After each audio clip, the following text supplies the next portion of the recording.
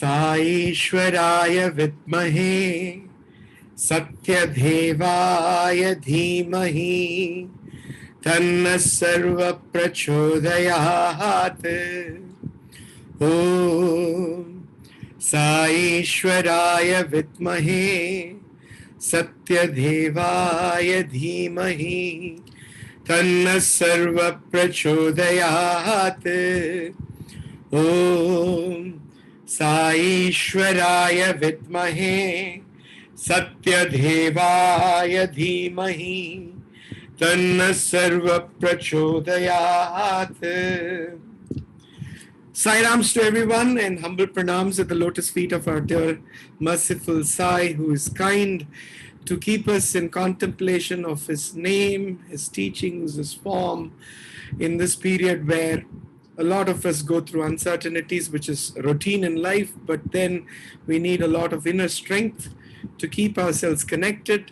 And this satsang has proven to be one such, what I call lighting of that matchstick to make sure that the lamp can be illuminated. And the idea is to stay illuminated the whole week, and from a whole week to the year, and perpetually forever remaining illuminated. And we are very, very fortunate to have Professor Gangadhar Shastri again with us in this series. And as requested by many of Sir to speak on Ramayana, the request today has been to start. I mean, he came up with the idea that he will start talking on Hanuman, and I'm going to leave it to Sir. All of us, I'm not going to go through losing a minute or two on introduction, but Sir is not unknown to all of us. And what resonates with me is his definition of being civilized, which keeps coming to me every time when the intent to help arises spontaneously in the heart. That manifestation of that momentary feeling of love to do something for someone, I think that is what this COVID has helped us cultivate a lot, constantly. That feeling of love flowing without any boundaries, without any relationship, without any connection. That has been the inspirational words that he has given us in the earlier satsang, and I'm as excited as all of you to hear Sir today. Over to you, Sir. Sairam. You'll have to unmute yourself.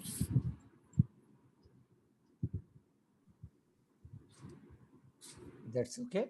Yes, perfect, sir. Perfect. And video, you want me to keep it on? Keep it on. Keep it on, sir. Keep it on. Keep it on. Okay, thank you. Om Sri Sairam. Offering my most prayerful salutations at Bhagavan's lotus feet. I pray to him to put all words in my mouth so that I can share all those words with you. And as far as Ramayana is concerned, one or two thoughts I would like to share with you on this very great epic. It is the greatest piece of literature available to the humanity on the planet. And Ramayana is known all over the world, especially in many, many, many Asian countries. And Hanuman is worshipped all over the countries throughout Asia very extensively. When we talk about Ramayana, I wonder how it has become so very popular, first of all. We have to ask a number of questions ourselves today, right now, because most of the people probably do not even know the name Ramayana. It's a very sad story that people do not even know what is Ramayana, what is Bharata, what is Bhagavatam. Because Bhagavan Satya Sai Baba himself drafted once again these scriptures in his own hand in this avatar. You know, Ramakatha Rasavahini. Bhagavan wrote it again. Probably it is my thought, and I request you to pardon me and correct me if I am wrong, with the idea that the present generation has forgotten about Ramayana, so he must have thought, let me give it once again to these people. In the same way, on Bhagavatam, Swami spoke extensively. All his discourses must be countless number of discourses which Bhagavan gave to the humanity on several occasions. He was profusely quoting from Bhagavatam. Because I am blessed with the wonderful opportunity to be in his immediate presence, unlike other people who listen to him, I was able to see him while he was speaking and how he got totally absorbed into the thought of Bhagavatam. And when he was speaking on Bhagavatam, probably in his heart of hearts, he was becoming himself Lord Krishna. Though we were not able to see him as Krishna, he was enjoying profusely his Krishna avatar and sharing all that right from that particular point of time to the present generation, and that is our greatest good fortune. It's a question of expanding your mind. That's what is very, very, very important actually. Most of the times we don't expand our minds. In the sense, we listen to an idea, we apply it to the time and just leave it. No, contemplation is very, very important. Bhagavan Baba told us repeatedly, every day after bhajans, after a discourse, after a round of darshan, Swami said, as soon as darshan is over, as soon as bhajans are over, as soon as the discourse is over, go to a corner, sit there silently, close down your eyes and contemplate on what Bhagavan spoke, on how you saw Bhagavan while giving darshan. Ramayana is described by learned scholars who experience the essence of Ramayana as Vedopabrahmana. It's called Vedopabrahmana. Vedopabrahmana is the scripture that contains the essence of all Vedas. Anyhow, we don't have either the time or the interest to go through Vedas today. And we don't even know actually what are those Vedas. That is why Bhagavan Baba was at pains. I could really feel the pain in his heart while conveying the significance of the Vedas and the Upanishads. Ramayana, Bharata, Bhagavata, all these, he went on stressing again and again and again. Why did he do it? Why was he talking about all this? And you are all aware that Bhagavan Baba was conducting summer courses. For a very long period of time, he went on conducting summer courses, which we all attended, and people from various walks of life were invited.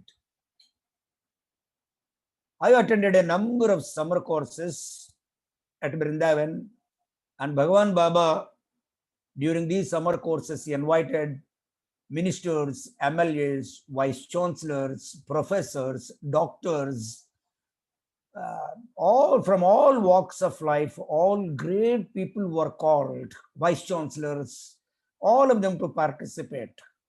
It was like a spiritual festival. It was like a spiritual festival Swami organized, Swami spent a lot of time, Swami spent a lot of resources. Swami himself spoke every day in the evening on one topic or the other.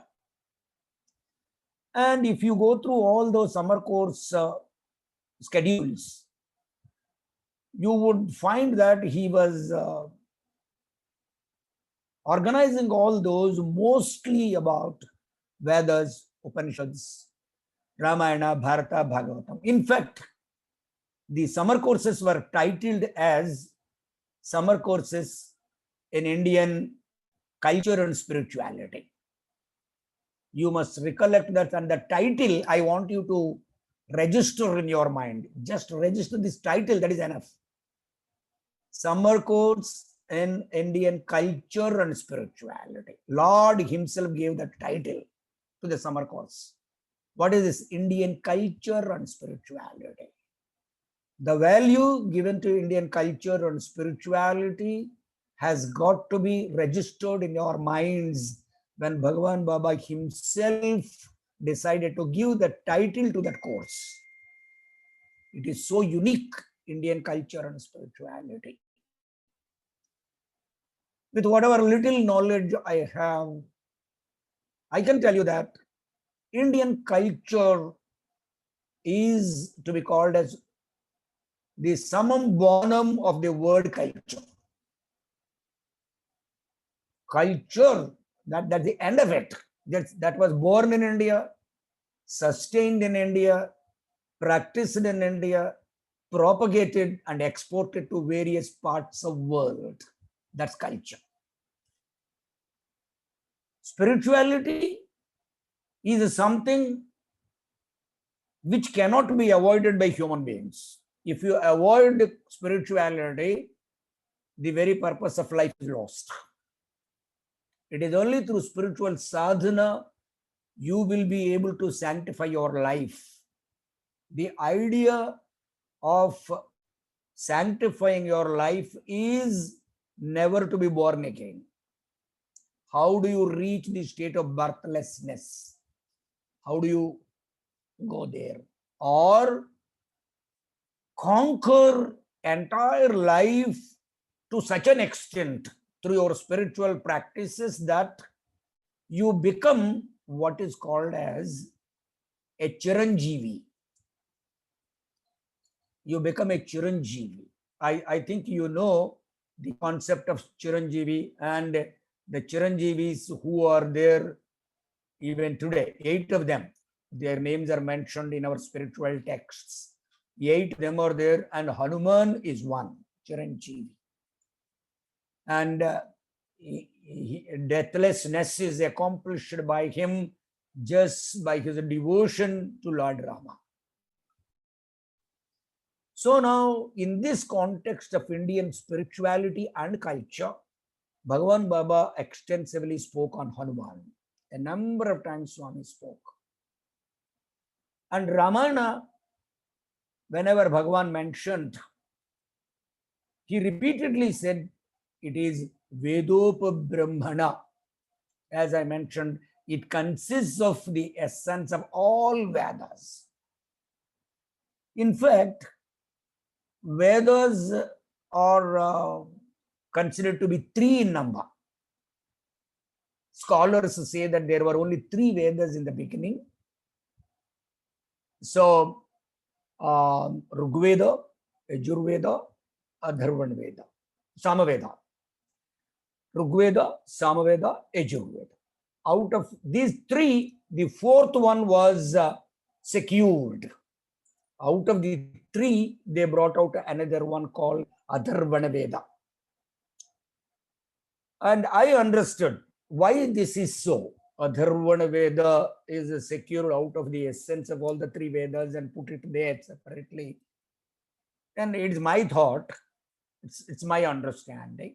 The 3 other Vedas, when you look at them, they speak about probably the coolness of mind, the spiritual side of mind, the calmness of mind, the quietness of the soul, everything. And when you come to Atharvana Veda, I think it's completely different because it speaks probably of the weapons that are to be used, the warfare to be conducted, how it is done, annihilation of the animal qualities, the Rakshasa qualities and all that. That is a separate subject. Because I think in the Indian spiritual context, we never wanted to have Rakshasa qualities, first of all. We don't want to talk about it. We just even don't want people to be exposed to such qualities, first of all. Don't even talk about it. Because when you talk about it, it probably prompts your inquisitiveness to know about it, to understand it. So then suppose I say, don't speak falsehood, then you want to know what is falsehood, first of all. Don't speak lies. What are lies? Why lies are to be spoken? How lies are spoken and all that. Don't put this idea at all to them. This is the condition probably during the Satya Yuga. Satya Yuga, everybody was contented, everybody knew what was the purpose of life, how to lead life, how to help others and sanctify life. Then you come to other yugas one after another, and now unfortunately we are going to the Kali age, and in this Kali age, it is all Rakshasa qualities dominating the thinking of human beings. Now, according to Swami, what you need to do is you have to exercise a very great amount of restraint on your thinking. Lot of restraint is to be exercised, a lot of power is to be exercised, and you need to control your mind. How do you control your mind? Because you are attracted by everything in the world. When we talk about spirituality and from Ramayana point of view, I will come to that point after some time when I speak about one excellent aspect of Hanuman, excellent aspect. We'll be surprised when we listen to that aspect. What happens is, according to Swami, out of all the indriyas, the jnanendriyas that you have, the most dangerous indriya is called as the eye. The eye is extraordinarily dangerous because it is the one which leads you into the world, which takes you into this world. You keep on seeing things. When you see, that's all. Your eye focuses on that, fixes you on that. When you are fixed there, it is difficult to draw yourself back because it immediately sends messages to your mind and says, possess it at any cost. Come on, grab it immediately. Let me grab it, let me grab it, let me grab it. So it is the eye which is actually taking you into the world which is not only mysterious, but it is highly attractive because it is possessed by Maya. Maya. Maya is extraordinarily powerful. One day when Swami was talking to us, he said, Maya envelopes even avatars. Even avatar is enveloped by Maya. Maya is so powerful that it envelopes avatar also. Then Swami, don't you go through the same weakness which we go through? We go through that weakness because we are possessed by Maya. I want to possess something, I run after it, I forget the purpose of life. I don't mind committing any amount of sin to possess it. Then Bhagavan said, the difference between a human being and an avatar is that a human being is not aware that he is enveloped by Maya, but the avatar is very much aware that he is enveloped by Maya and also how to come out of Maya. He knows how to control it also. So in this context, I thought we will go through this great story of Hanuman from Ramayana. Described that Hanuman, according to many scholars, is an avatar. You can call him as an avatar actually. Or he is the entire power of Lord Shiva being projected into the form of Hanuman and sent into this world. That is a Shiva Tattva it is. Hanuman is called basically Shiva Tattva. There was a king by name Kesari. A small kingdom was there near a hill called Sumeru. And Anjana Devi was actually a celestial being who was born as a monkey woman. She was having a purpose to serve, and the Lord Vayu is the one who took some fascination for Anjana Devi. He whirled round Anjana Devi, and when he whirled round, Anjana Devi felt something was happening, and she questioned him. Who are you? What's happening? What are you doing here? And then immediately he was, even the celestial beings were so scared of a chaste woman in those days, they were damn scared to go anywhere near them. Even celestial beings, they knew the power of a woman. In India, I feel extremely happy that we always gave very great importance to women. In fact, a man is not that respected compared to a woman in this sacred country. A woman is so much respected in this country, so much respected that she is called Grihalakshmi. She is called Grihalakshmi. She is the wealth of the house. Wealth doesn't mean money alone. Keep this in mind. Wealth is not simply money. Wealth means your health, your well-being, the well-being of the society, the crops, the seasons, the rains, the conditions existing in the entire nature, all the power that keeps the entire universe fine, safe, all this is called actually wealth.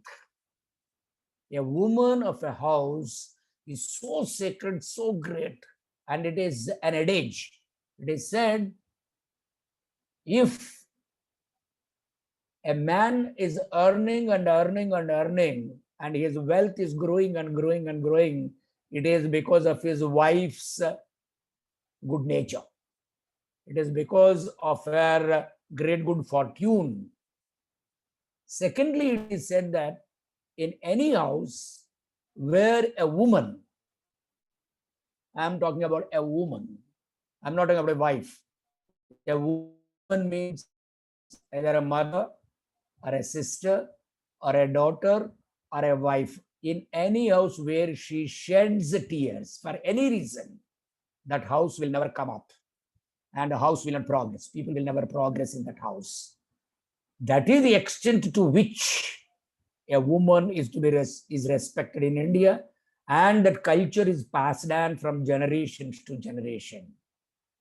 The culture is so fantastic that a gruha, a house, is not considered as four walls, some doors, some windows and all that. No. A griha is always judged by the woman of that house. We need to understand very carefully all these concepts. And Anjana Devi was so very auspicious woman, and Vayudeva, when he whirled round and she asked her a question, he stood there and he whispered to her, Amma, I am not here with any bad intentions. Please, because he was so scared, she might curse him. They knew what the power of Anjana Devi was and why Anjana Devi emerged on the planet. So he was so scared. Vayu, not an ordinary person. Vayu is extraordinarily powerful, one of the Panchabhutas. He was so scared and he looked at her and said, Amma, please, just wait. Just wait for a second. Let me speak. Said, okay, tell me what's it. Then he said, I am here to drop some pudding.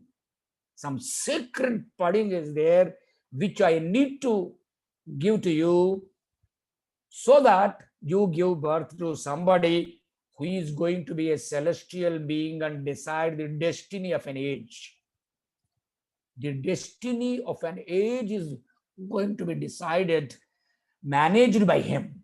Such a great being is to be born. That is the reason why I am here. And he gave it, and she consumed, and it's called Satyogarbha. Immediately a child was born. Immediately.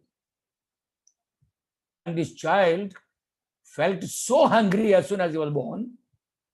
He walked out, and his mother was away, and he looked at the sky and saw a blazing sun god. Because he was very, very, very hungry, he thought this blazing sun god in the skies was a fruit and wanted to grab it. So he began to fly, and he began to fly towards sun god. As he was going and going and going, there was this Rahu and others whose job was to actually cover the sun god on certain occasions. So he was there, he was damn scared, seeing somebody coming. He went and complained to Lord Indra. Said, what is this? Somebody is rushing towards sun god. It is my job to do, and now somebody is intruding into this area. And then Indra wanted to know what's happening. So he came, he looked at this kid rushing towards the sun god. He warned him, but he wouldn't listen to anybody, because he was born like that. He was born with a great purpose. And then Indra generally characterized a person who was in haste always and repents leisurely. We read the scriptures, you know it. Indra is one kind of a celestial being, the leader of the lords. He commits mistakes in haste and repents in leisure later on. And what he did was, he took his Vajrayudha and he hit Hanuman, the kid, on his left cheek. And immediately Hanuman fell down reeling on the ground, and he fainted. As he fainted, his father, you can say Vayuputra, he is called. So Vayu is also called his father, though Kesari is called as his original father. So what happened was, Vayu was stunned when this happened. It has befallen to his son. And they say that Vayu Stambhana took place. Vayu Stambhana is, the wind stopped flowing. It was not blowing. It stopped blowing. When wind stops blowing, even now we can very easily understand what would happen. The whole world would stop, and everything comes to an end. The whole universe will come to an end. It becomes such a calamitous situation,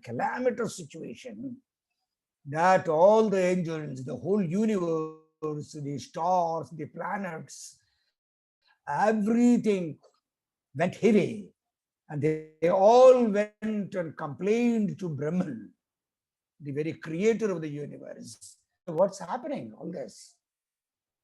But Lord Brahma, who was aware of what was happening, because he's the one who makes things happen, he said, no, don't worry, we'll go and we will set the things right, let's go. So all of them appeared before Vayu and said, come on, please, do something about it. And he said nothing, no question of compromise until and unless my son is brought back to life. So all the celestial beings appeared there in order to pacify and also to bring back this kid to life, knowing what kind of kid he was. The beauty of the thing is, all celestial beings knew who he was. what was going to happen. All this they knew. So they revived him and they gave him such a fantastic boons. They went on giving boons one after another, one after another. They showered such wonderful boons on him that he became invincible completely. He became so very invincible that there was nothing that he couldn't do. And now the game began. What he did was he started going to the hermitages and then disturb all the hermits, the sages, the saints, disturbs everything, goes to ashramas, causes a lot of disturbance to their penance. All kinds of things were happening. And then they thought how to control this boy, because he was given such wonderful boons by so many celestial beings that it is physically not possible to stop him. They couldn't do anything, but ultimately they resolved, okay, we can do one thing. Then probably we can control this boy. They threw a kind of disability at him. What is that disability? They said, from now onwards, you will not be able to remember your own strength until and unless somebody reminds you of that. So we can say that he became so forgetful of his own strength that he became calm, quiet, and he was of his own self for very, very, very long time. And we go to the next part of the story where actually we know what he is. He became the minister of Sugriva. You know Sugriva, the brother of Vali, and Kishkindha was an empire, a kingdom. Vali was ruling. Vali's brother was Sugriva, a very noble soul, a very great soul, Sugriva. Vali was an extraordinarily powerful person. There was nobody to defeat him actually in those days, Vali. Vali is such a powerful personality. There is a controversy actually. Many people's mind goes through that. The controversial idea how actually Rama annihilated Vali. That is clearly discussed in Ramayana. When we come to that, I will talk about it.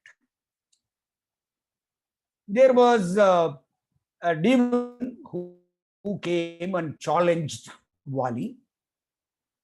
And there was a very big fight between Vali and that demon. And he went on chasing him and went into a cave. There was a great fight for years and years and years inside. Sugriva was asked to wait at the gates of the cave. So he was there at the mouth of the cave. After a very, very, very long time, as lot of blood began to flow out of the cave, and his brother did not emerge out of the cave, Sugriva thought maybe his brother was killed. And now, in case the demon comes out, it might be a very big problem to them. So he covered it with a very big stone. He was a very powerful person. He came back. This story says actually he did not go and tell his community that his brother died. No. As he did not go back, Vali did not return for a very long time, the community, all the people around decided that Sugriva should take over. Sugriva was actually not interested, but he was forced, in a sense, to take over, and he took over. He became the king. He accepted the responsibility reluctantly. And it is also said that there was a tradition Especially when you look at the monkey clan, Vanaras. These Vanaras, in Ramayana, it is described that there are several kinds of monkeys. Several kinds means several races are there. From Himalayas to Cape Comorin, there were such a large variety of monkeys, different sizes, different colors, different capacities, different powers, so many crores and crores and crores according to Ramayana. And in Kishkinda, especially the Vanaras who were there were some who were practicing the ritual of Sandhya Vandana. They used to perform Sandhya Vandana. Even the monkey clan, there were some. And those who practiced Sandhya Vandana, Trikala Gayatri we call it, morning, afternoon and evening. Even now, a lot of people do it, all Brahmin, many people who are aware of it, they do it. Though actually many people don't even know about the practice. Very unfortunate. We need to do that. Gayatri Japa is very important. Swami performed actually Upanayanam to many people himself. He called a lot of people into interview room. He initiated them into Gayatri. He initiated the mantra into their ears himself and said, do this will do good to you. We all, as devotees of Bhagavan Baba, Swami said there are no restrictions of time and all that. Luckily, in the Kali Yuga, he said, because any time is auspicious for us, so you can go on chanting Gayatri.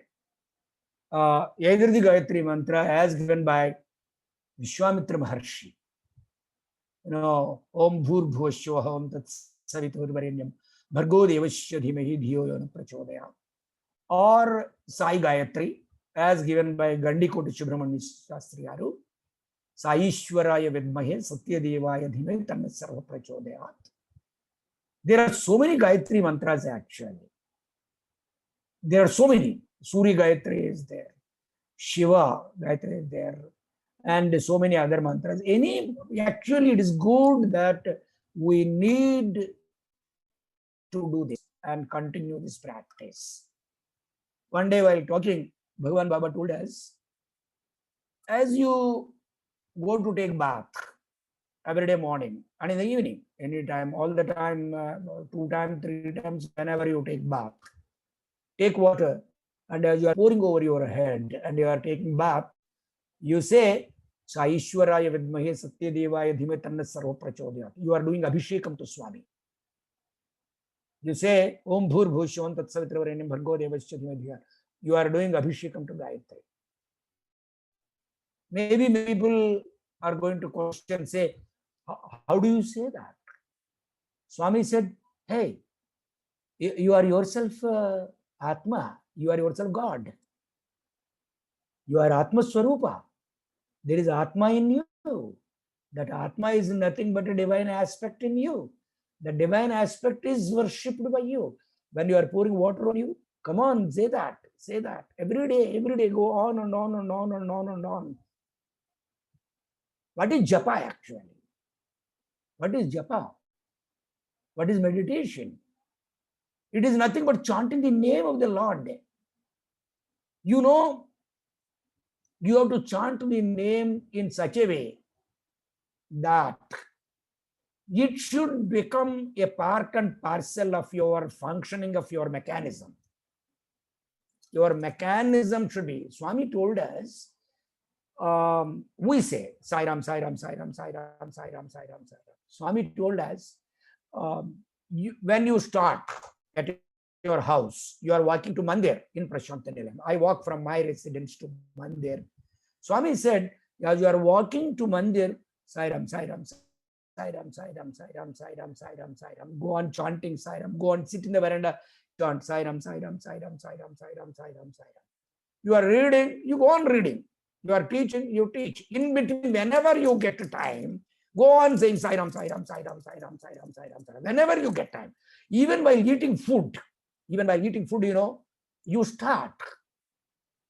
Why? Why? Swami said in Bhagavad Gita, the shortcut to spiritual accomplishment and self-realization is meditation. And in meditation, it is nothing but chanting the name of the Lord. And that will come to you through what is called as abhyasa. Abhyasa is practice. What are you practicing? For example, you are practicing listening to news. You are practicing watching videos. You are practicing watching serials. You are practicing all kinds of things which are in no way good for you, your spiritual upliftment. Why don't you practice something really good for your spiritual upliftment, which purifies your entire body? Your whole body will become a powerhouse, spiritual powerhouse. How do you make it? That is the reason why we need to go on chanting the name of the Lord and watch things which will take you on the spiritual path. Don't watch things which will drag you down and take you to lower lives. It's very simple logic it is. I am watching, see, simple logic in the sense I am saying because it is a simple principle, yad bhavam tad bhavati. Very simple principle. Yad bhavam tad bhavati. I am thinking of deceiving somebody 24 hours. You become a deceiver, that's all. There's no doubt about it. I am thinking of cheating somebody all the time from morning. The minute I get up on the road, wherever I go on speaking lies 24 hours. Asatya, asatya, asatya. Your life is full of asatya. How do you think that your body is going to become a powerhouse of spirituality? It will not. So you should think, chant, abhyas, whatever you think, you will be that. Yad bhavam tad bhavati. Whatever you think, you will become that. For this one example given by Bhagavan Baba right away from Ramayana, register this point. Register this point. He said, Bharata, when he came to Lord Rama and wanted to surrender back the kingdom, Swami, please take back this kingdom. I don't want this. He went all the way to the forest in the company of all the sages, saints, all the citizens, everybody. He fell at the feet of Rama and cried out, Swami, I don't want. My mother committed a mistake. Please take back this empire. Please come back and rule. There was a debate and discussion. I want you to read the dialogue. Kindly read the dialogue. Take Ramayana and read the dialogue between Bharata and Rama in the forest. You will be shocked. What Swami said, you know, when Rama did not want that empire, he said, I don't want this, you take it. Bharata says, I don't want you take it. Lakshmana says, I don't want you take it. Shatrugna says, I don't want you take it. Swami said, what a surprising aspect in Ramayana you find here. When brothers are saying, I don't want the empire, I don't want wealth, I don't want empire, I don't want power. You take it, you take it, you take it. They are fighting among themselves. Whereas today, for the sake of property, brothers fight among themselves, go to Supreme Court. Swami said this, I'm not saying. They go to Supreme Court, lose all property and become paupers, then at least settle to their contentment and lead a comfortable life. Ramayana did not teach us that. Ramayana taught us something. I don't want. Say, I don't want, I don't want, I don't want. And Bharata said that. And Ramachandra Prabhu said, no, it's not possible. I will narrate that story later on when it comes. How beautiful it is, how fantastic the conversation is. He said, give me your sandals at least. So he gave his sandals. Bharata put the sandals on his head, his brother's sandals. He walked all the way to Nandigrama. He did not go to Ayodhya. Nandigrama outskirts. He put Swami's sandals on the throne, sat down, and went on ruling. How did he rule? I believe every day he was thinking of Rama and ruling the kingdom. Had Rama been here on the throne, how he would have decided, what decision he would have taken. He was not thinking from his point of view. He was thinking of Ramachandra Prabhu every minute, Ram, Ram, Ram, Ram, Ram. He was doing japa.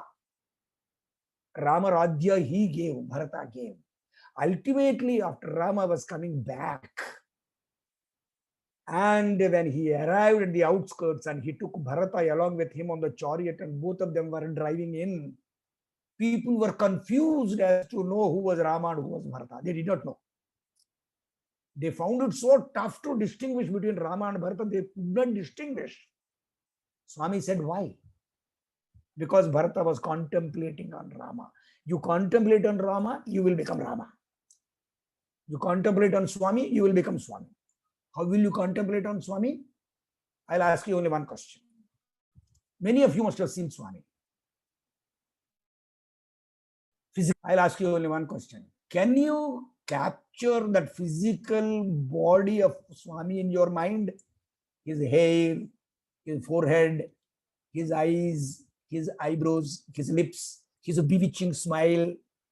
He used to crack a lot of jokes with his kerchief in his hand, how he used to stand, his robe, how it used to drop over his feet, his tender, beautiful feet, tender, white and color. Can you, from top to bottom, can you see Swami in your mind? If you can see Swami in your mind, that means you registered him in your heart so much that he is with you every minute. I must be able to see Swami physically moving. Physically, from Purnachandra Auditorium, how he used to walk through darshan lines. From Mandir, how he used to come out, how he used to give darshan, how he was collecting letters. When suddenly letters dropped from his hands, how he used to look at, how the person walking behind him used to collect all the letters and give him back. That is called Upasana. That's called Upasana. On that idea, on the idea of Swami, on the form of Swami, are you able to focus so much? So Bharata did it to such an extent that people were not able to distinguish between Bharata and Rama. That is how the focus has got to be so much. Hanuman focused so much on Rama. I was sharing an idea with many people whenever I shared my thoughts on spirituality and the devotion a devotee should have for the Lord. I thought, it's my idea. You may agree with me, you may not agree with me. But I want to share this thought. If at all there are two devotees in the entire universe who come to my mind as the best examples of devotion to Lord, to their Lord, I found always only two of them. Only I found two of them. They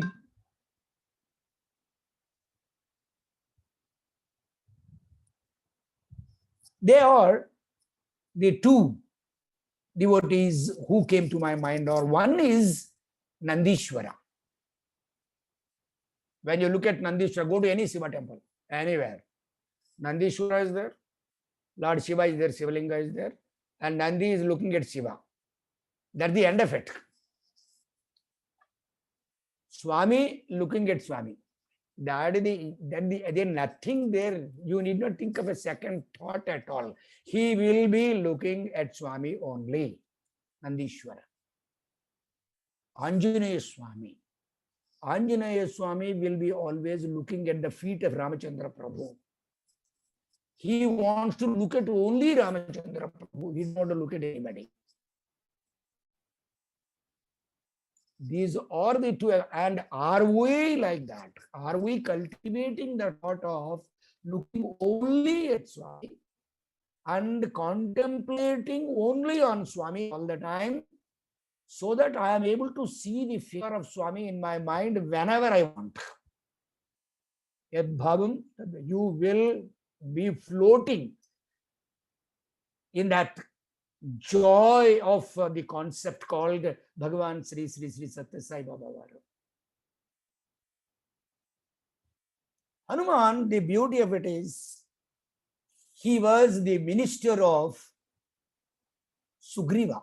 I was talking to you, and the Sandhya Vandana performing monkey clan, there was a custom that in case out of the brothers, one brother dies, the other brother is allowed to take his wife as his wife. This is how it is interpreted by scholars. So Sugriva came back thinking that Vali was no more. And then he took over Tara also as his wife. And as being compelled, he was ruling. And Hanuman was one of his ministers. There were 4 ministers. There is a lot written about ministers also in Ramayana. How the ministers used to conduct themselves, how they behaved, how knowledgeable they were, how committed they were, how sincere and disciplined they were. All the things are available in Ramayana. One commentator, I was listening to some lectures, he said, not like today's ministers. I was shocked actually. Not like today's ministers. They were there to sacrifice their lives in the service of the state. That's how actually the administration was supposed to be. We hear a lot of people talking about Ramarajya. They give in their discourses, most of them, many of them talk, it's like it should be like Ramarajya and all that, establishing a Ravana Rajya. What a kind of shocking things are happening actually. It's very unfortunate because human beings never lived for themselves in yesteryears. When you look at the culture of India, the Ramayana times, Mahabharata, Bhagavata, all that, they talk about only one thing, that people lived for others. I will live for the happiness of others all the time. I'll give one small example from Mahabharata. When Pandavas were begging for food at Ekachakrapura, they were begging. And Bakasura was there. There was an understanding between Bakasura and the villagers that they would send a cartload of food and then 2 bisons and a human being for him to be taken as food, that is something and all that. And Pandavas were there, and one family, a Brahmin, his wife, a daughter, and they were fighting among themselves that one of them would go. The Brahmin says, I will go as head of the family. Wife says, no, you are my husband. It is me who should go. As a Pativrata, it is my job to offer myself. The son says, no. You are my parents. It's for me to go and offer myself as food. Listening to the story only, are we getting the essence of it? That's what bothers me actually. Everybody knows the story. Am I getting the essence of it? Are there fathers who are ready to sacrifice their lives for the welfare of the family? Are there mothers who are ready to sacrifice their lives for the husband and the children? Are there children who are ready to sacrifice their lives for the happiness of the father and mother? Are we? Why don't we draw lessons? If we listen to Ramayana, Bharata, Bhagavatam only for the sake of listening, and we don't want to draw any lessons, what is the use? Bhagavan Baba was really worried all the time about this. Swami was telling us all the time, are you drawing lessons? Are you drawing any inspiration from these stories? Maybe many people thought, what is this Satya Sai Baba, by starting colleges, universities and schools, he is teaching all children Ramayana, Bharata, Bhagavata, Vedas and Upanishads, and he is not bothered about secular education and all that. I would love to correct all those guys.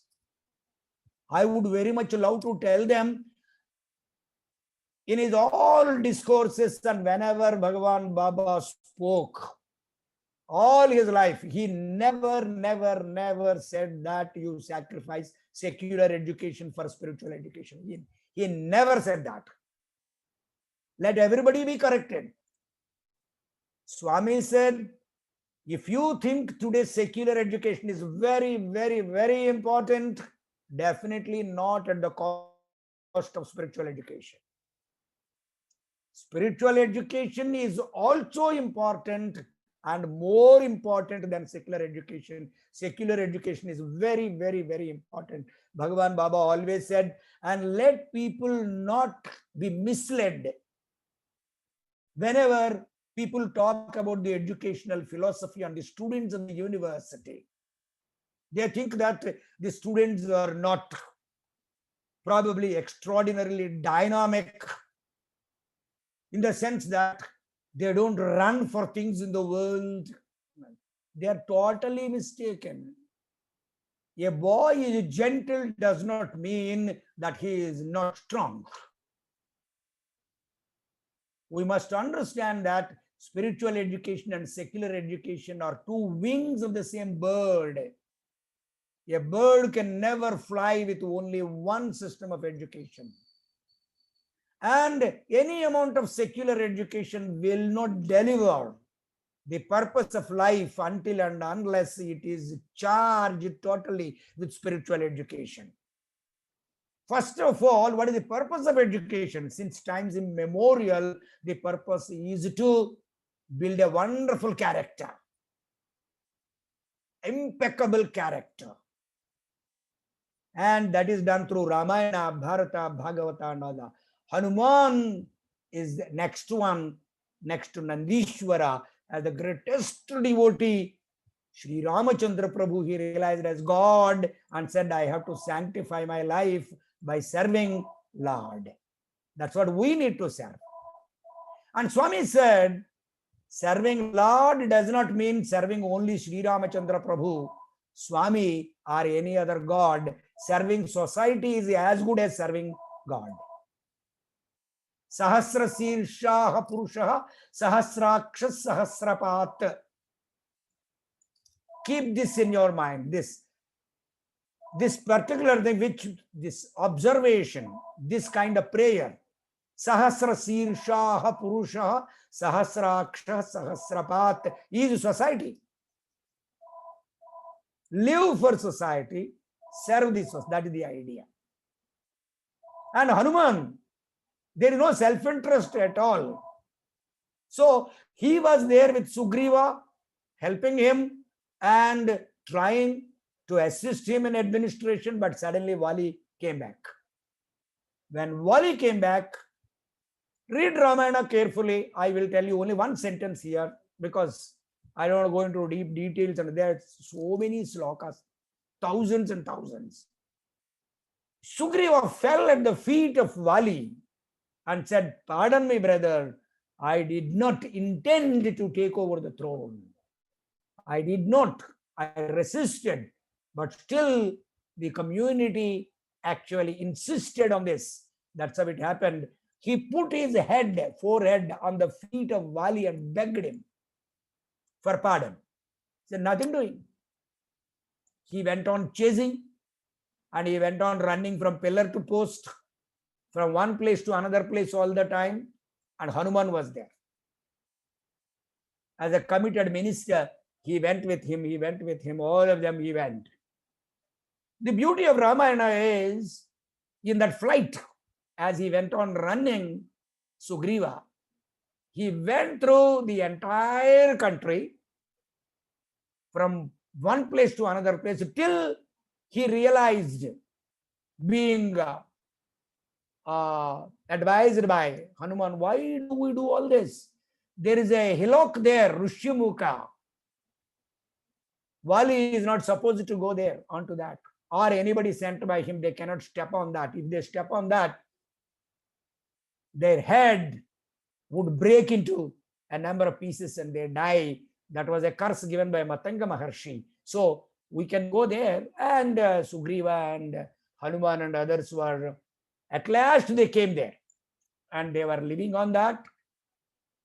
Sugriva was in great grief.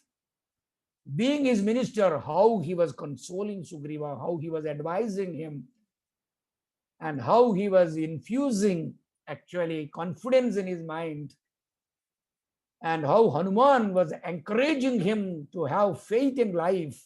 That's another important part. They were there, suddenly they found Rama and Lakshmana one day, as by that time Mahamata was abducted by Ravana, and Swami was searching, and somebody told him, you go there is a person by name Sugriva, and it is better that you make friends with him, henceforth your journey will be easier. So they came there. When they were going around that place, Sugriva was damn scared. Sugriva thought they were sent by Vali. Who are these people? Because that's a place where human beings don't move around at all. What is it happening here? Why they are there with weapons in their hands? They look as if they are searching for something. Hanuma, I am damn scared. Find out. Here I wanted actually to share some wonderful ideas with you. Because from here, the real story begins. When Lord Hanuma directly came into contact with Sri Ramachandra Prabhu for the first time. Being advised by Sugriva to go and talk to them, he went there in the form of a Brahmin. And he began his conversation. The conversation is so beautiful that I wanted to read out a bit here and there, because we can connect some of these messages to Bhagavan's teachings. That's how I wanted to establish a connection between Sri Ramachandra Prabhu and Sai Ramachandra Prabhu. How there is no difference between Sri Rama and Sai Rama. So now, Hanuman, being advised by Sugriva, he wanted to know who they were, and he went there. He stood in front of them. And as I'm reading, I'm trying to share these thoughts with you. I would like to put one very important idea to you, to all of you. The idea is, Hanuman is known to be an extraordinarily eloquent person. Eloquency. This is a very, very important word which we keep in mind. Hanuman, in speaking, when it comes to, they say that nobody to beat him. He speaks so greatly, so beautifully. What words to be used? What kind of gestures to be used? What kind of examples to be presented? In which voice to speak? What kind of modulations to be used? Probably there is nobody to beat Hanuman when it comes to speaking. He is given a fantastic certificate, not by anybody, but by Sri Ramachandra Prabhu himself. Why is it so important that we should focus on this? It is very important for all of us, because Bhagavan Baba taught us one very important thing. Your life is decided. Your life goes on a track. Your life's purpose will be served only when you know how to speak. Most of the people do not know how to speak. This is the biggest problem. They need to speak to others. In the family also. In the family, what happens? You need to speak to your wife. You have to speak to your father, mother, your children, your brothers, your sisters. But we do not know how to speak to each other. That is the cause of all problems. All problems in the society are caused, according to Bhagavan Baba, because of speaking. Not knowing how to speak. Swami said, you should learn how to speak through scriptures. And if many of you have seen Swami at Puttaparthi while giving darshan, or even videos, you play videos and watch, you would know how Swami was speaking.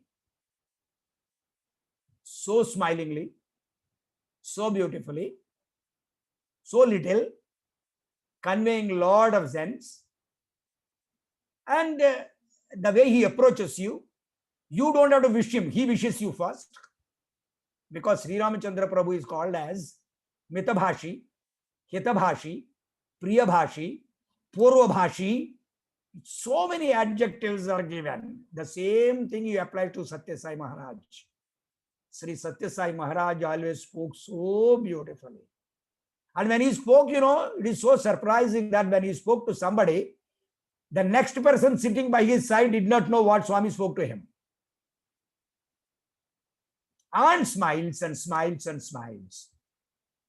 On speaking, a number of lectures are given actually. On speaking. We should read all those lectures, how to speak, because let us learn how to speak. It's an important aspect of our life. You know one thing, there is a Sanskrit sloka. Dehvagre vasate Lakshmi. There is a sloka, read that sloka. On the tip of the tongue is Mahalakshmi there. Your Aishwarya is there. Your Sampatti is there. Your popularity is there. Your dignity is there. Your death is also there, they say. On the tip of the tongue. Because your death is decided by what you speak. The example given by Bhagavan Baba is Ravana went on, went on and on, speaking things which he was not supposed to speak to Amavai. Mahamata was sitting there. He put her there in Lanka. Every day morning he goes there. He stands in front of her. Every morning, as soon as he gets up, he goes there. And he goes on talking in the most vulgar language, vulgar words to her. And Hanuman once said, it is not Sri Ramachandra Prabhu who killed Ravana, actually speaking, spiritually speaking. What a beautiful idea it is. I felt extremely happy when I heard this point. He was not killed by Sri Ramachandra Prabhu. What are you talking? He killed him in the battle, is it not? Yes. Of course it's there. But then what? The spiritual import, when you look at it, what happened, you look at Ramayana, you read Ramayana carefully. There are two things which were not supposed to be done by any human being, much less by Ravana, which he was doing every day, because of which he invited his death. What are those two? One, he did not exercise any control over the Arishad Vargas. No control at all on Arishad Vargas. Pardon me if I say, I think we are also like that. We don't have any control over our Arishad Vargas. Kama, Krodha, Lobha, Mada, Moha, Matsarya. We don't have any control. Kama is not control. Kama doesn't mean the sexual passion. No. Kama in Sanskrit means desire. That's all. Kama. It also includes that. That's a different aspect. Kama is equal to desire. And your desires unending. You have millions and millions. You are not stopping. You have one house, you have another house, you have another house. I have one car, I have another car, another car. I have 10 millions, another 10 millions. Are you mad? What's happening with you? Why are you becoming Lobhatva? This is too serious a thing. We have to have some, that's why Bhagavan Baba initiated a program. You are all a part of it. We are all a part of it. Ceiling on desires. Swami said, have ceiling and a stop. Your desires, how actually, oh my God, one after another, going on and on and on. There is no question of quenching this thirst.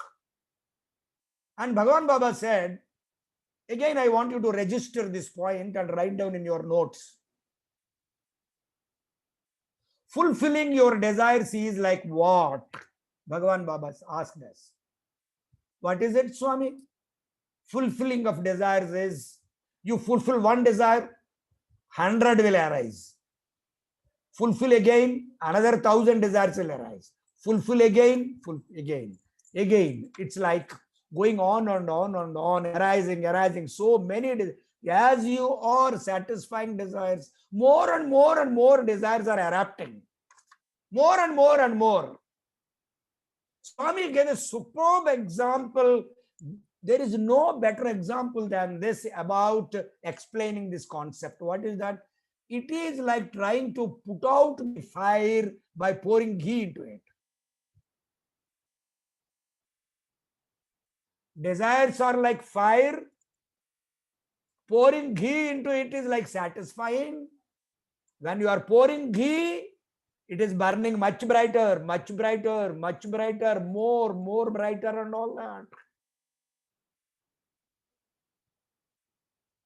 Not only that, second idea. Swami, is there any other example which is as powerful as this? Then Swami said, second example I'll give you. What is it?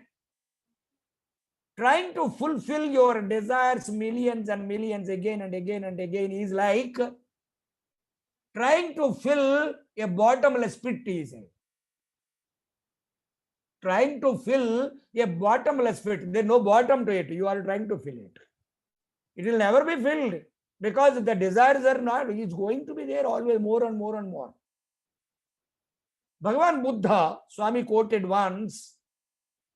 You know what Buddha said? Yes, Swami, what did he say? All the problems of your life, whatever problems you are facing in your life, are just because of your desires. Very simple. Only one example, one fantastic cause which is responsible for all our problems in the world are our desires. So Bhagavan Buddha said, you want to be happy. How are you going to be happy? Bhagavan Buddha said, do one thing. The only thing you have to do is become desireless. No desires. Bhagavan Baba in this incarnation gave us some discount, some concession. He said, anyhow, I can't make these fellows desireless. Desirelessness is something which they cannot accomplish. So let me give some discount and put them on the right track, at least Kali Yuga, let them try. So he said, seeing and desires. Have some desires, definitely, which are necessary, which are important. Now, when we look at Hanuman and Sugriva, Sugriva wanted to know whether there was a great problem to him because of these people. So he said, go find out who are these people. Then he spoke. First time he went and spoke to Sri Ramachandra Prabhu, and speaking is something a very great which we have to learn from Hanuman. And I told you last time, I think, if I'm right, there are some people who are considered to be masters in the art of speaking in Ramayana. Some examples are there. One is called Hanuman. The other is called Sumitra Devi, Mahamata. Sumitra Devi Mata, when he speaks, that's it. She speaks Dharma so beautifully. Sri Ramachandra Prabhu. And then we have the example of Tara, the wife of Vali, how she spoke. These are all wonderful examples given. Now let me tell you one or two things, how Hanuman spoke to Sri Ramachandra Prabhu. And kindly remind me of the time, because I lose track of time. I'll go on like this. When the time comes, please tell me. I will stop it there. We will have another session by Swami's grace sometime after.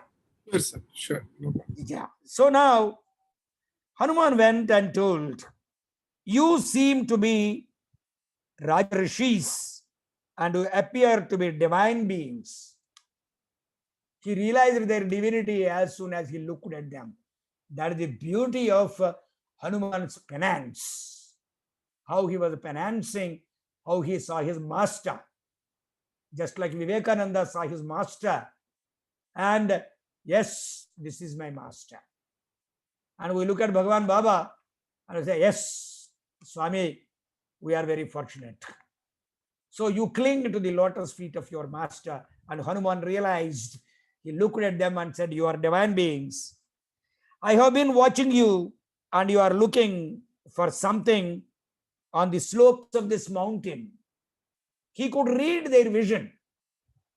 The power of Hanuman was, he was able to look at their faces and find out, yeah, it looks, yeah, you are searching for something, is it not? What a kind of power, the depth of the power of the mind to read the minds of Sri Ramchandra Prabhu and Lakshmana. I know you are searching for something here. You are watching the trees and the herds of deer which pass you by, and you are, to my mind, observing strict penance. I am intrigued as to who you may be. You appear to be sannyasis, but your weapons and the fact that you are both armed seem to belie it. When you look at somebody, how can you really arrive at some conclusions straight away? Unless you are bestowed with that power and you have cultivated that power. He looks at them and says, your dress. Yeah, they were dressed like sannyasis actually. But you are having weapons in your hands. And the weapons are also extraordinarily powerful weapons you have. Because he identified the weapon, the bow of Sri Ramachandra and the bow of Lakshmana, to be of extraordinary class. And he said, though you look to be sannyasis, but there is something. These weapons, they belie the fact. And I don't think you are sannyasis. Your handsomeness is captivating. You are so handsome.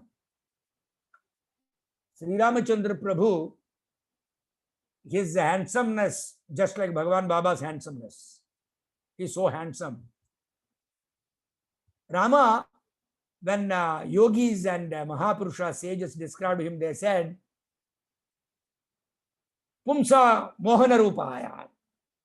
Pumsa Mohana Rupaya. Pumsa Mohana Rupa is, the beauty of Sri Ramachandra Prabhu is bewitching to men itself, I believe. Even men were bewitched. Pumsa Mohana Rupaya Punya Slokaya Mangalam. Pumsa Mohana Rupaya. Even men get infatuated when they look at you. What is the kind of handsomeness? This point is made clear by Valmiki Maharshi at one point. It's a beautiful point. That's why I say focus, focus, focus, concentrate. What happens, as you focus on this, you will meditate on this so much.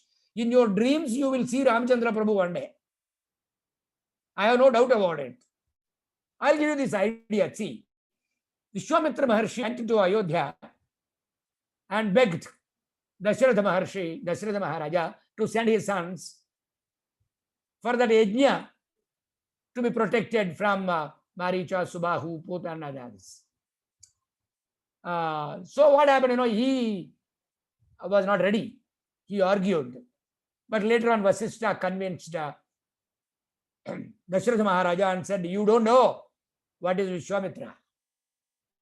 He has come here all the way to give something to your children. It's not that he is expecting something from you. Your children are going to be benefited. The whole universe is going to be benefited because of Vishwamitra. And again, let me give you the idea from Ramayana. His name is Vishwamitra. Swami said he is a Mitra of the Vishwa. Vishwamitra, Mitra of the Vishwa. He was a friend of the universe. We don't know when Vishwamitra was there, but today we worship him. The minute I think of the name of Vishwamitra, my God, what do you know? You get goosebumps actually. The whole Roma Kupas, from the depths of the Romas, you get vibrations actually. Vishwamitra Maharshi, you gave us Mahagayatri Mantra to the universe. You lived for the universe. And that Maharshi, he was taking Ramachandra Prabhu with him And Rama and Lakshmana were walking behind him. It seems in Ramayana it is written as Vishwamitra was walking, every he turns back, looks at Rama. 10 steps, turn back and look at Rama. Go, turn back again and look at Rama. They said, why are you looking at Rama like this again and again and again? He said, his handsomeness was so bewitching that I can't take my eyes off him. You look at Swami, you can't take your eyes off Swami. You can't. And the beauty of it is, at the same time, you can't hold that beauty in your eyes for a very long time. You can't hold it. It's very tough. That is why I believe Venkateshwara Swami temple, you go and when you look at Venkateshwara, you can't hold that the handsomeness of Venkateshwara in your mind, and when you turn back and try to come out, it is written there, Punardarshana Praptirastu. Again, you have to come and see him. Then only you will be able to contain him in your heart. It is so tough. So they were looking so handsome, captivating. I am convinced that your royal personages, though your garbs are those of mendicants.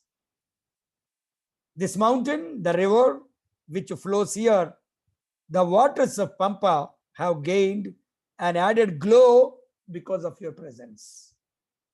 The whole nature responds actually to the presence of a divine being. Wherever there is a divine being, then the whole nature responds to it and becomes spiritual.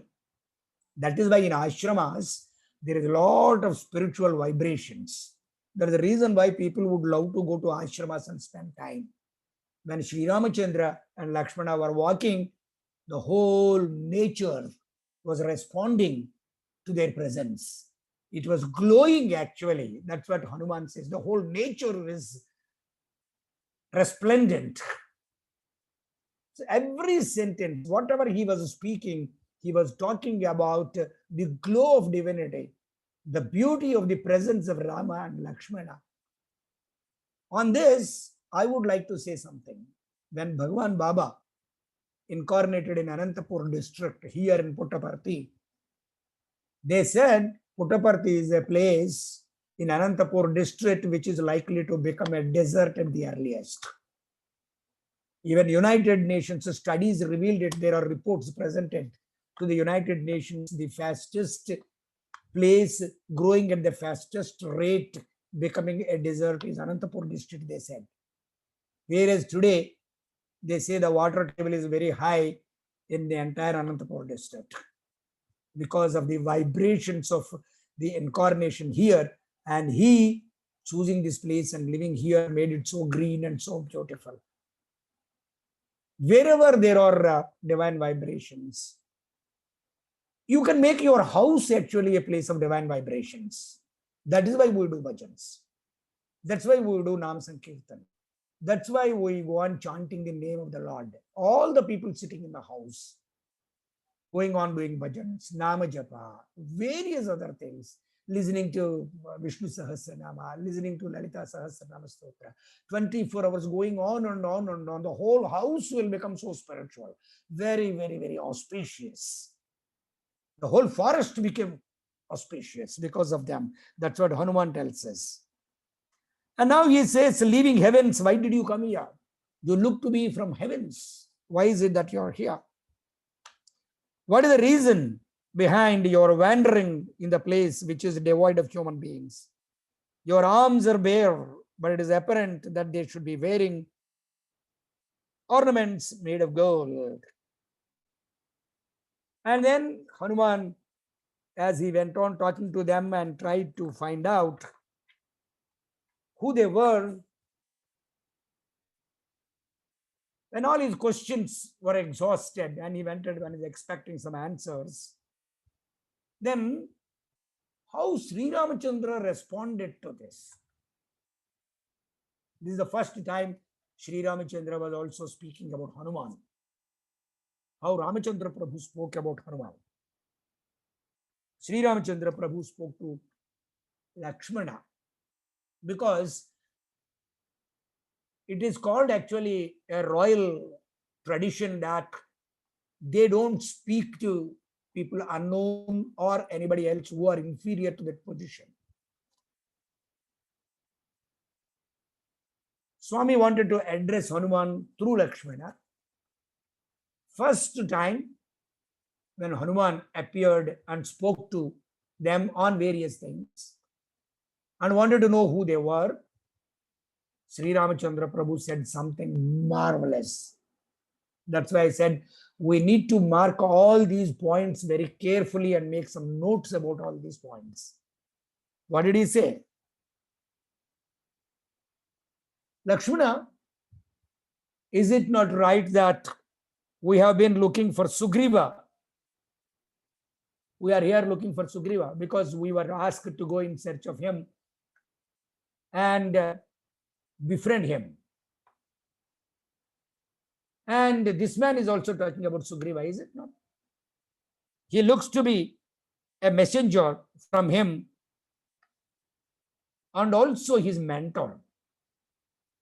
Ramachandra Prabhu passed a judgment. He is not only a messenger from Sugriva, but also looks to be a mentor. This word is very, very important. This observation is very important because on several occasions, Hanuman went to the rescue of Sugriva. On a number of occasions.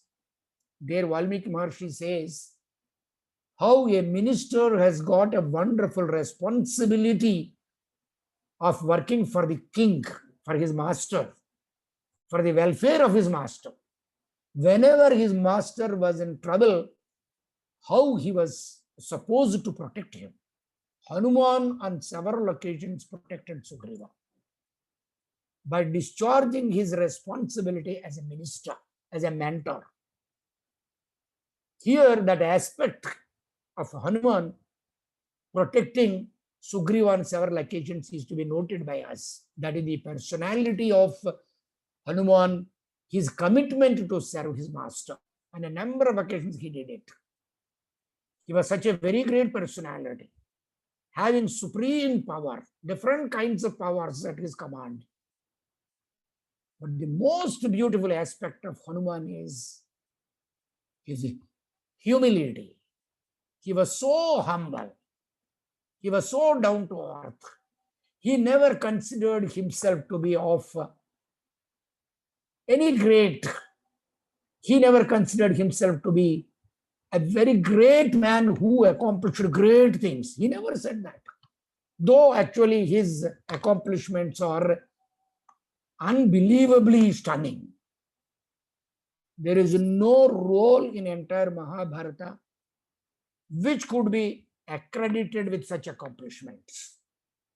His accomplishments are wondrous, fantastic, unbelievable actually. Only Hanuman.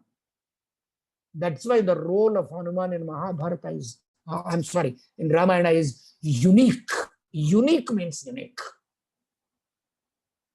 He did so many things that he never even expected any kind of acknowledgement. So now he's a mentor. He has approached me with a desire to be friends with me. This Hanuman speaks beautifully, Rama says.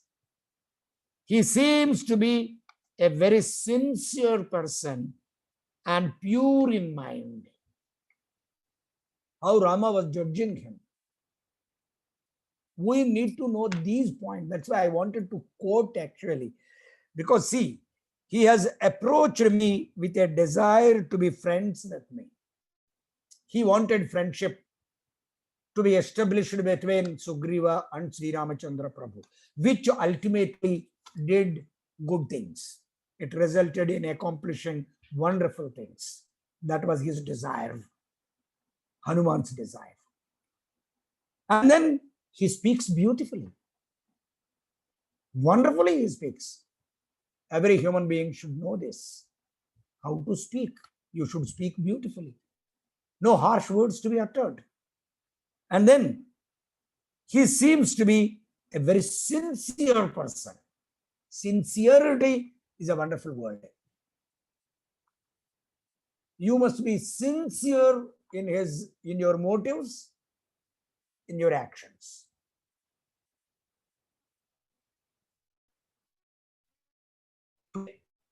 When we look at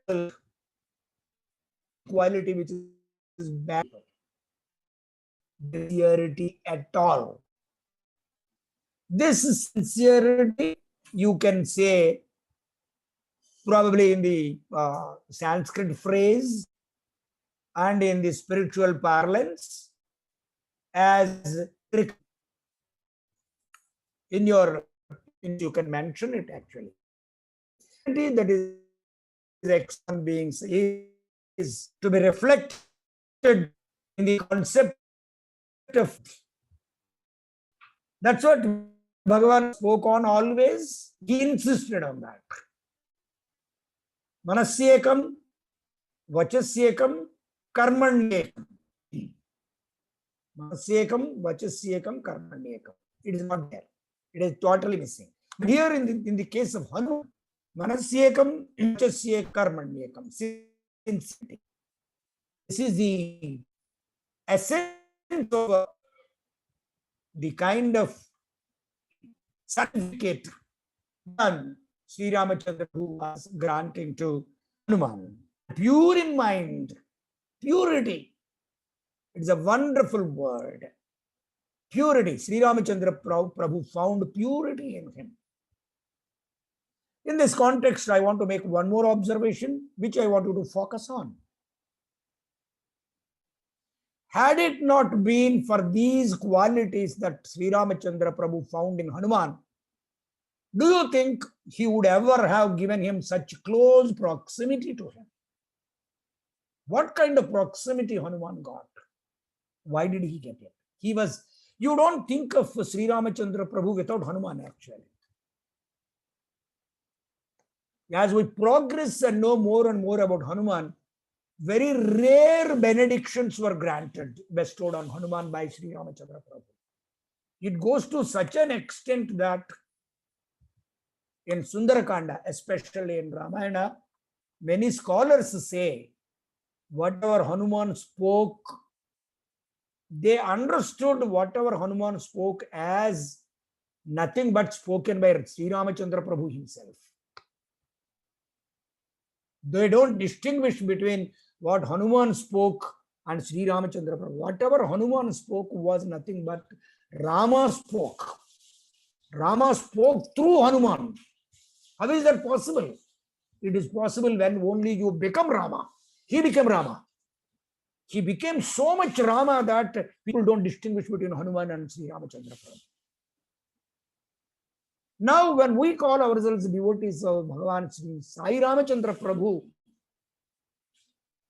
Sai Ramachandra Prabhu should talk through us, see through us, work through us, and accomplish things through us. You should actually contemplate on the idea of Sri Satya Sai Baba so much that he is installed in your hearts, as Hanuman installed Sri Ramachandra Prabhu and Sita Mata in his heart. So that's what he says. And then he goes to say something very important.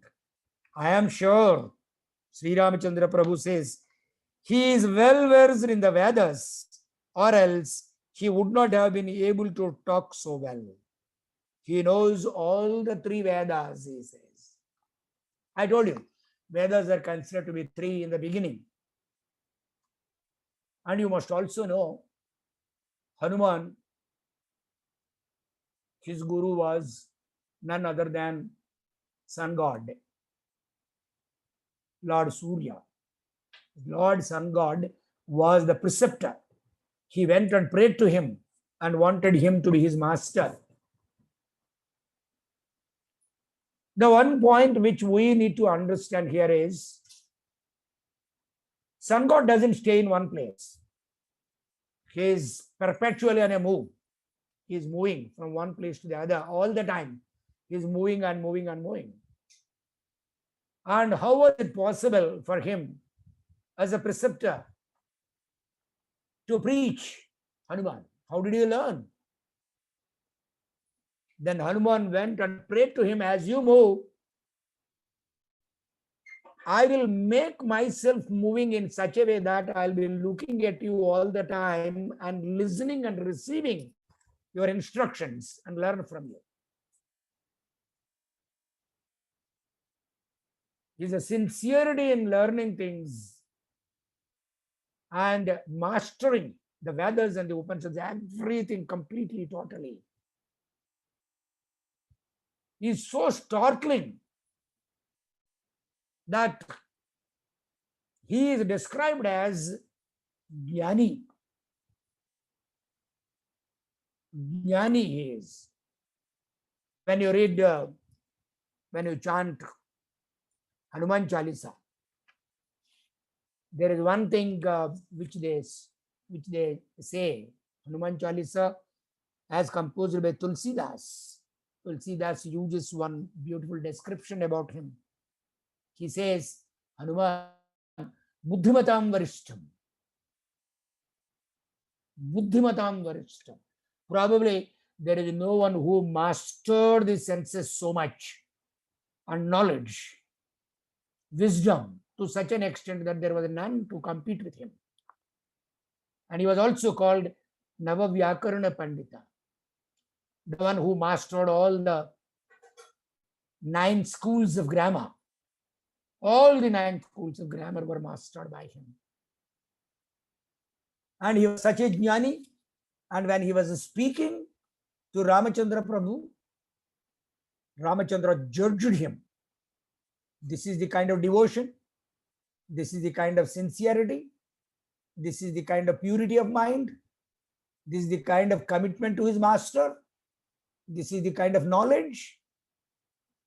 Just in a few minutes, what transpired between him and them, Sri Ramachandra Prabhu judged and said, he belongs to this class, the highest class of a person with extraordinary wisdom. He knew what to speak, how to convey the ideas, how to make friends with somebody, and how to put forth the ideas. This is how the conversation went on. And then he also said that he is a master of grammar. As I just now told you, 9 schools of grammar he mastered, and Ramachandra Prabhu said he is a master of grammar while he spoke. Ramachandra Prabhu being actually a Mahajnani himself. When Hanuman was speaking, probably he was searching anywhere whether Hanuman would commit a mistake in conveying the ideas. He did not find it. So he told Lakshmana. As he went on speaking, I could not find a single mistake in the formation of his sentences.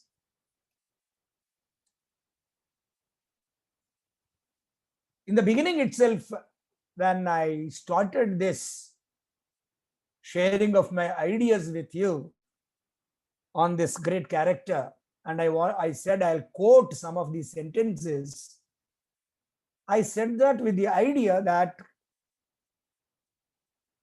Sri Ramachandra Prabhu did not find any mistake being committed in the construction of sentences by Hanuman. And he said that. That's how Valmiki Maharshi presented it to us.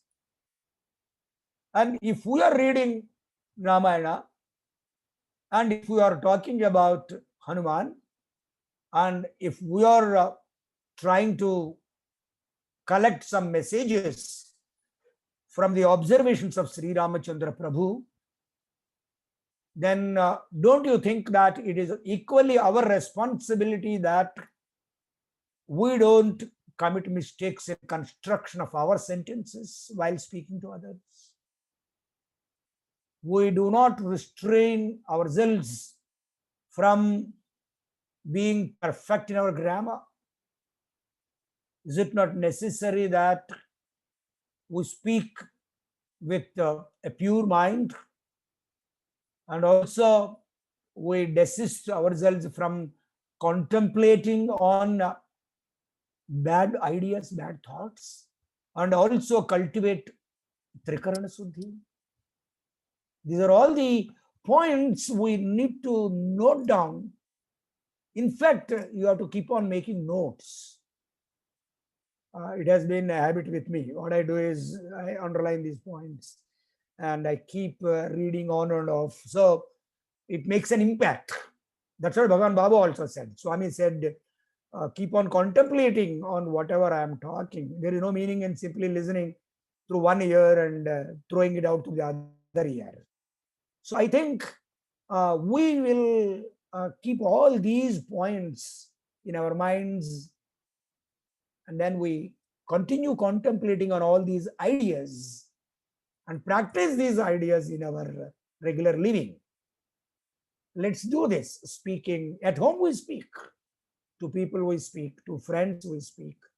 Wherever we go to shops, we speak. On the roads, with shopkeepers. So many people. Whenever we are speaking, we have to collect ourselves totally.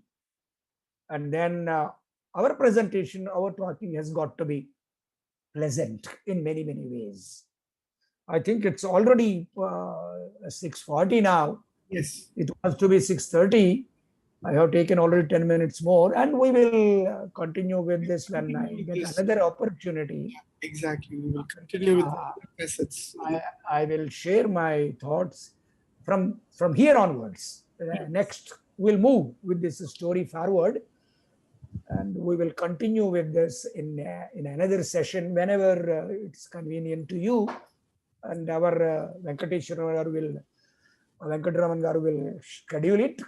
Then we will have another session. Surely. For today, I thank you very much for this wonderful opportunity, so that I can also recapitulate all these ideas to myself while sharing all these ideas with you. And I express my deep sense of gratitude to Bhagavan Baba Varu for blessing me with this wonderful opportunity. Thank you all. Jai Sai Ram. Our sincere thanks to you, sir. You have set the tone for a longer haul on Hanuman. The facet of Hanuman that came up today was immediately everybody will look at a right devotee or a perfect sevak. That's the first thing that comes to your mind. But there are so many other facets which make up, I mean, just talking correct choice of words. That's a very pertinent point. Very pertinent point to speak correctly. I guess we do a lot of seva. That lots to learn from trying to apply that aspect. We shall do that sincerely, thinking of this and thinking of the fact that that is what we would want our words to be, the words that Swami could say that those are his words, rather than we assuming it. Thank you so much. We will finish with Samastaloka, sir. Looking forward to the next session. We will try and do this. Whenever when you fix it, we'll definitely do that. Thank you all. We'll finish with Samastaloka, sir. Yeah. Thank you. Sairam, sir. Sure. Samastaloka Sukhino Bhavantu. Samastaloka Sukhino Bhavantu. Samastaloka Sukhino Bhavantu. Om Shanti Shanti. Jai Bolo Bhagwan Shri Satya Sai Baba Ji ki Jai. Thank you, sir. Sai Ram. Thank you. Sai Ram. Thank you. Sai Ram. Sai Ram Bharo. I think you have quite a few of your. Hello, my brother-in-law is there, and some people are sending messages actually. Yes. I noticed that. Gayatri and Mallika from Singapore. Yes. My student is there, Chandru. Oh yeah, he said Sai Ram to you at the start. He was my student, actually, direct student whom I taught here. He's an excellent boy, Oh, fantastic. tremendously devoted to Bhagavan. His father and mother times, for the past 5 decades, 6 decades, I think. Fantastic.